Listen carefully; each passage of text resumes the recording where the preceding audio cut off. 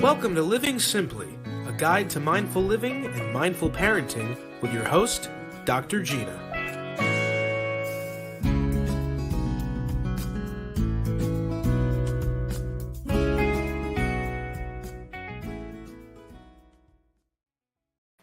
Hello, everyone, and welcome back to Living Simply with Dr. Gina Madrigrano. My name is Ben Barber. Dr. Gina, what are we talking about today?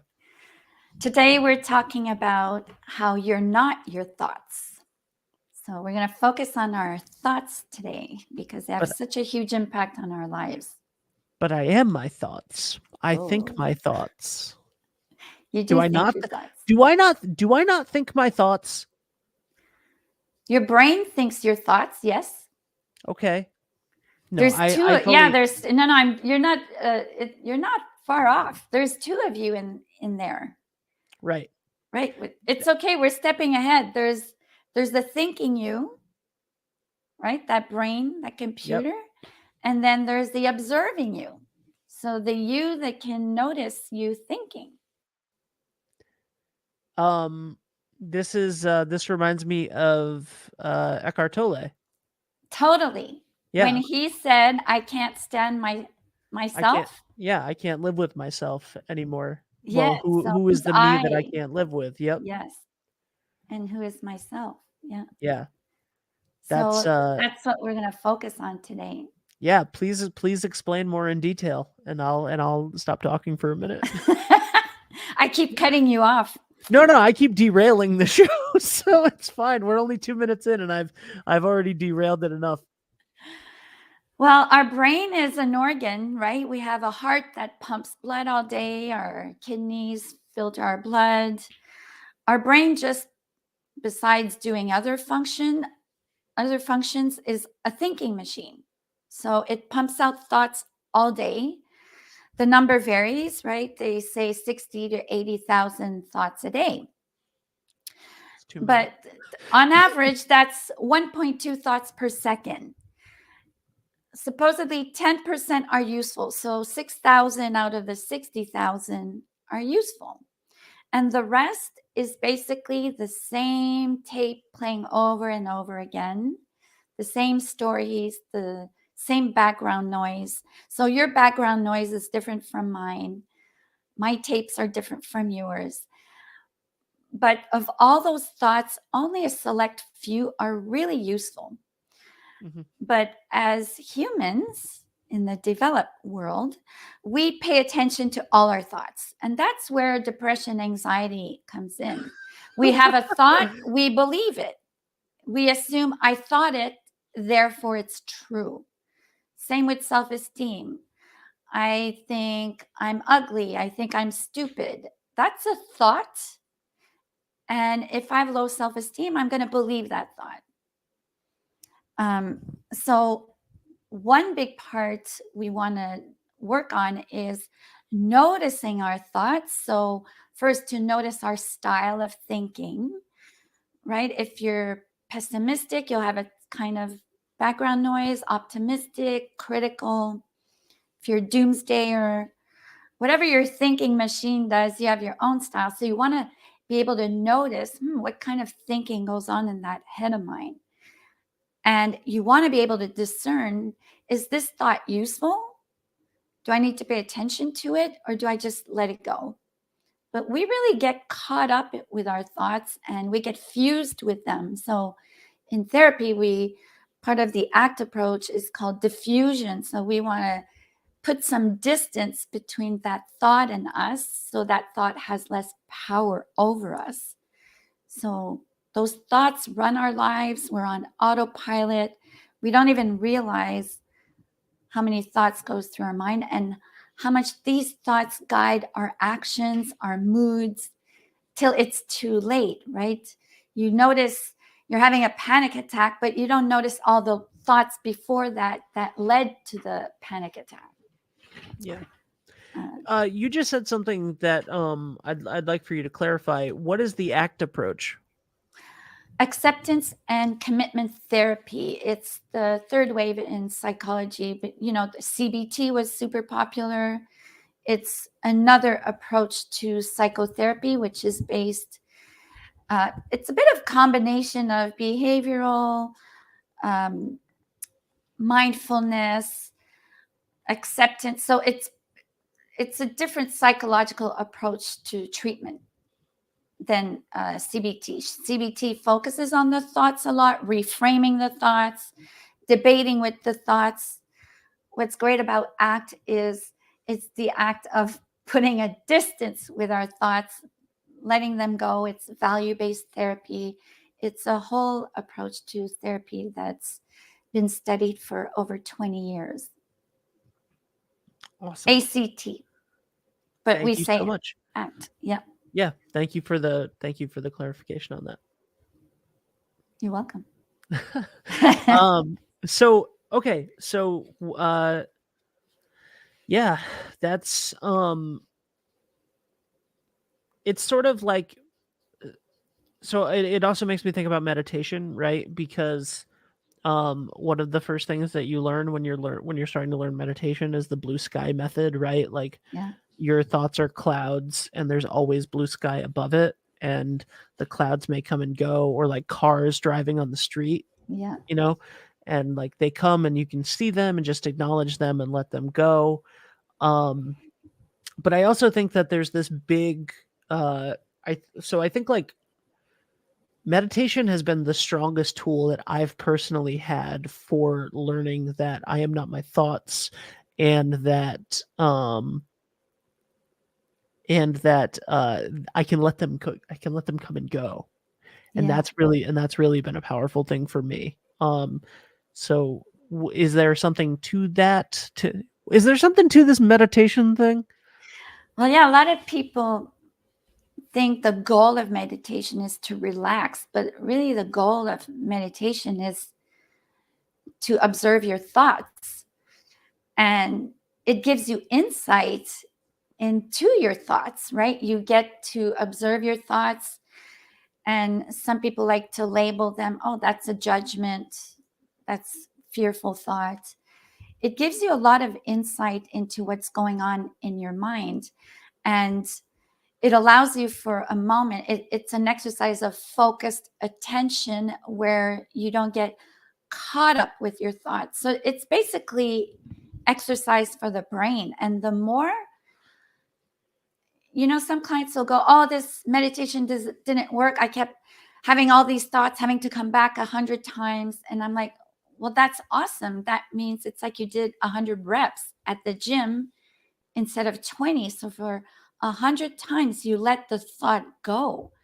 So you develop more neural pathways to develop that ability in your waking hours where you're living your life to notice the thoughts and let them go. So meditation is good exercise for the brain to allow you to be more mindful and present and be able to catch yourself when you're not present and you're off with your thoughts, and the ability to let them go even in a moment of crisis.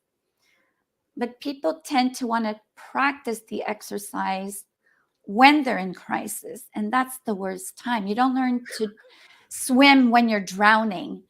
So and the side effect sometimes is relaxation, but it's not the goal of meditation. The goal of meditation is to learn to tame the storyteller in that head of yours, and to wake us up and not be sleepwalking, to get us out of autopilot, right? So an example could be, I'll tell a client, go for a walk. It'll be good for you. It'll reduce stress. But if you're walking and thinking of all your problems, the walk will not be enjoyable. So you'll start feeling a state related to your thoughts. So when people think their reality or they are their thoughts, is because it's no different than if you watch a movie and you think your life is the movie. No, you're on the couch. Yes, you get caught up with the emotion, the music, but you still know it's a movie. Yep. Well, when we're caught up in that movie in our heads, we actually think it's true. So if for example, like I was saying, if a girl, you'll see beautiful models who think, oh, I'm too fat or my nose is ugly. What happens if they believe that thought? They feel depressed, or disgusted with themselves. And then what's going to happen? Then they're going to chase a plastic surgeon, make me feel better. So if you believe your thoughts, it's going to lead to behaviors that are consequential to that thought, versus if you're like, no, that's not true, or not even it's not true, it's not useful, I'm going to let it go. Because if I start believing that thought, I'm going to get down on myself, I'm going to stay home alone, or if I'm anorexic, I'm going to starve myself. So when we believe our thoughts, it affects our state of mind, our mood, our affect. And we want to put a bit of a distance so we can, again, use discernment. Is this reality or not? Is it just a story I'm making up in my mind? So there is so many times when because I deal with anxiety and PTSD, and I have for a long time, and the stories that we tell ourselves and the intrusive thoughts that start small, and Yeah. then you don't let the cloud go by, right? And that's the issue, like for me at least, with anxiety. And when it can go like bigger and snowball, is that you latch on to this thought. And it's funny because, like you said, like there's 60,000 thoughts that you have a day. The ones that you choose to latch on to matter Yeah. so much, and can send you into, like, obviously mental health issues aside, like that can send anybody into anxiety, and anybody into, all of these different things, right? Yeah. And if you don't mind me using you as an example, Go ahead. you were hospitalized, you almost died. Yep.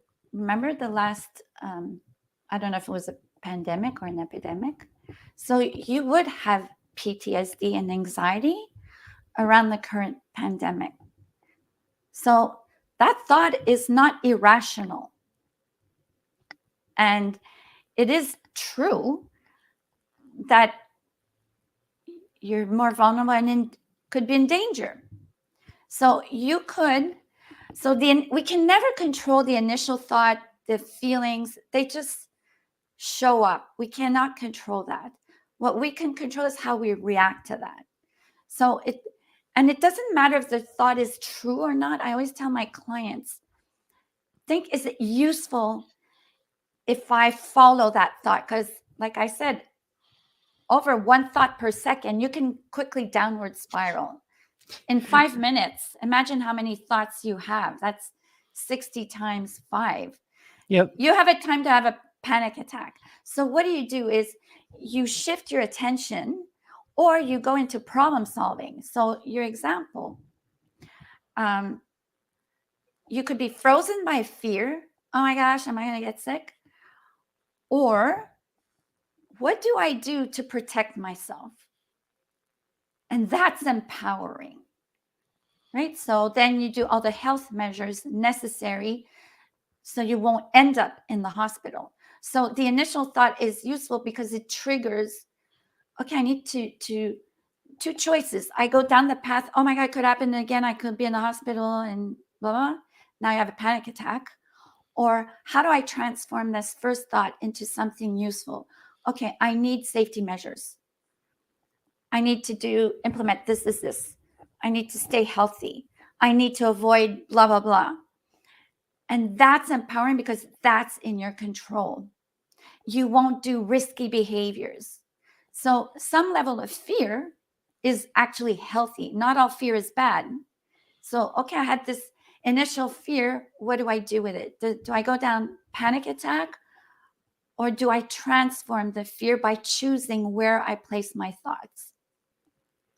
So I use that because it's a legitimate fear. It's not in your imagination versus someone who's totally gorgeous, beautiful, and they're like, I'm fat and ugly. That's clearly a self-esteem thing. It's not the truth.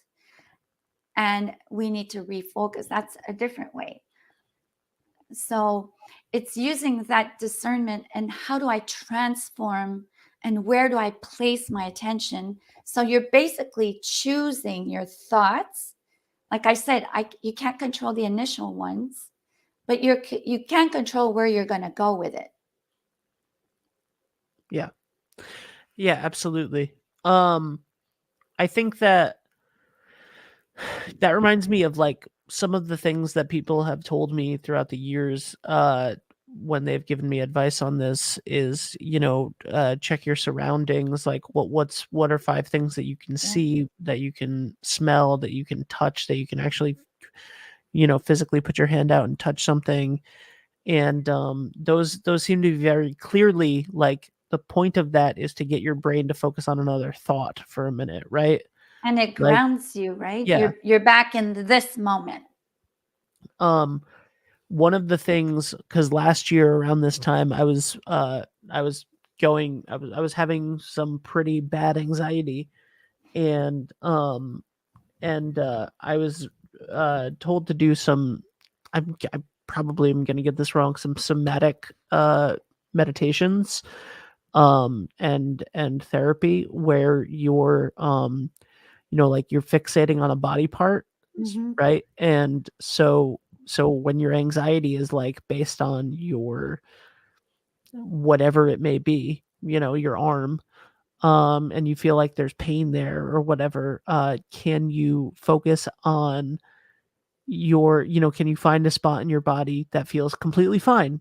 And then you focus all your energy there, and then you let it sit in the energy of the part that hurts. And you don't fight it, you just let it sit there, and then you toggle your mind back and forth until and I could be, again, I'm not the doctor here, but the idea behind this, I believe, was that like you trick your amygdala or something into focusing on the other thing, and then all of a sudden when you go back to focus on the part that hurt or that you were nervous or anxious about, you realize that it didn't hurt, and you were making that happen in your head because you were sending those signals to it. I believe that that's the science on that. I'm probably wrong. No, if that's what they were teaching you, because there's different ways to do it as well. Like they do it with people who have chronic pain. Yep. Right? The pain is real. It's not in their imagination. But if the thought is, I hate this pain, I wish I didn't have it, this sucks, it's gonna hurt even more.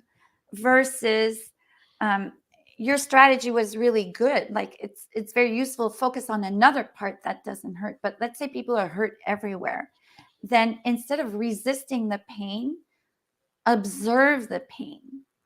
What is it like? Is it a tingling? Is it a pinching? To observe the pain versus resisting it and wishing it gone. There are many different somatic therapies that are useful for trauma and PTSD that are even more effective than talk therapy, even like EMDR and brain spotting. Those work inside the brain. But another good example that I found useful for fears that are legitimate regarding like PTSD, like my daughter went before she goes to her yearly medical. I used to be very nervous when we went to the hospital because I was scared what the blood results would be and what I'd have to do, because then the brain would go, oh, what if the leukemia's back? Right? So then I would come back now and go, right now, whatever, Tuesday, 12, our appointment's at 4. Right now, she doesn't have leukemia. Right now, she is healthy. So it comes back to your 5 senses. Right now, what's in my reality? Right now, I'm safe. I'm healthy. I don't need to worry what's going to happen in 5 years, because so much things can happen between now and 5 years. So bringing your mind back to the present moment, and whether it is just through the 5 senses, what do I feel, smell, taste, touch, or just the current reality. Like, okay, I'm in my house, there's no fire. If you fear fire, let's say, or you fear someone's dying, right now they're alive. They're right. It's always coming back to the reality of this now moment versus the past or the future. So there's tons of very useful and different strategies to learn how to tame the mind. I don't think some are better than others, but I don't think there's one way. It'll be the way that you resonate with and feels right for you. Some people like body work, yoga. They've been known to be also very useful for anxiety and PTSD. So you want to develop to know that you're not your thoughts. Your thoughts are not your reality, is to start working on developing, like Eckhart Tolle mentions, the observing self. Being able to be, that fly on the wall that's looking at you. What am I thinking of right now? And putting a distance between those thoughts and how you feel. Well, I love that. How I feel right now is grateful to be doing this show with you again. And thank you for that, Dr. Gina. Do you have any final words on our thoughts are not ourselves before we end? Yeah, go play with silent meditation, guided meditations, as an exercise of focused attention to train your brain, and use simple daily activities to practice. The more you practice, the better it is. So practice focusing your thoughts while you brush your teeth I'm just going to focus on the 5 senses involved in brushing my teeth. And every time thoughts pop in, planning, worrying, organizing, let those go and tell your mind, I'll get back to that later. And right there, in just 2 minutes, you've already started training your brain. It's very simple and easy, and the benefits add over time. I love it. If you guys would like to reach out to Dr. Gina, you can find all of the links for how to contact her in the description of this video or audio podcast, wherever you're listening or watching this. She also has tons of resources on this and every other subject that you could possibly think of. And Gina, thank you so much for doing this and for another episode teaching us all how to live a little bit more simply. Thank you, Ben. It's been nice. All right. We'll see you guys next week. Bye, everybody.